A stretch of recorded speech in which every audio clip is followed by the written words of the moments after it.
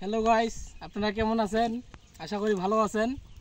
তো এবার আমি কুশাল লাগাচ্ছি 2 বিঘা মাটি, ঠিক আছে। এই যে এটা দেখতেছেন, এগুলো সবগুলো চারা, এগুলো চারা। এটা তো চারা করব আমি, এটা তো চারা করব। আর ওইটাতে আমার বাবা কাজ করতেছে নিচের গইগুলাতে, এগুলাতে কুশাল লাগাবো আমি। আপনারা দাঁড়ান দেখে আসি ওইটা, চলো ওইটা দেখে আসি।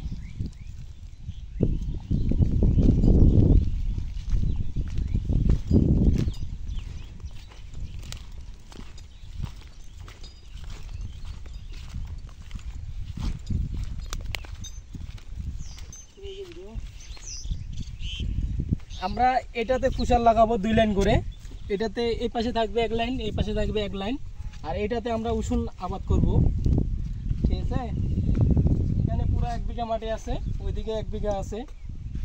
আর ওটা আমার বাবা কাজ করতেছে। অনেক কষ্ট, কুশালের মানে ফসল করতে গেলে অনেক কষ্ট করতে হয়। এ পুরা 6 থেকে 7 মাস কষ্ট করতে হবে, তারপর ফলন কি হবে না হবে জানি না। আপনারা সবাই আশীর্বাদ করবেন, আমরা যদি ভালো করে ফলনটা করতে পারি। ধন্যবাদ। আমরা এগুলা চারা করছি বীরগঞ্জ ভাদুরিয়া থেকে নিয়ে এসে। মোটামুটি আমাদেরকে চারা লাগবে 6 থেকে 7 হাজার এই 2 বিঘা মাটিতে মানে আবাদ করতে গেলে। এই ফসলটা আমাদের পানির কারণে আকাশের আবহাওয়া ভালো নাই, সেটার জন্য আমাদের চারা নষ্ট হয়ে গেছে অনেকগুলা গাজাইতে পারি নাই। এবার নতুন তো, এই যে এগুলা 2-1টা করে হয়েছে, আবার কতগুলা করে মার খাইয়ে গেছে। এগুলো আর হবে না, এগুলোতে যতই বীজ দেন।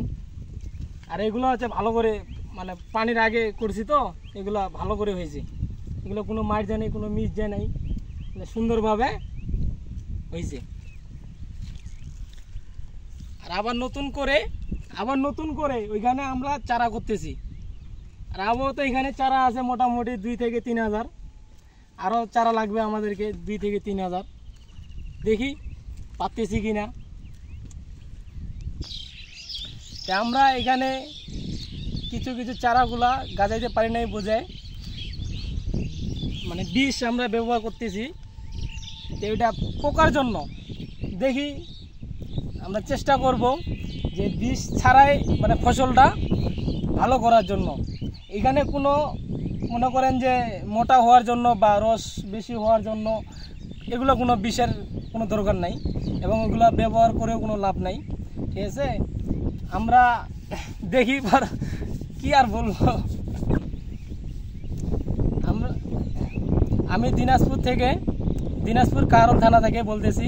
আমার নাম জীবন রয়। আমাকে অনেকজনে চিনে, এবং সবাই দোয়া এবং আশীর্বাদ করবেন আমার জন্য, আমি যদি ফসলটা ভালো করে করতে পারি। নমস্কার।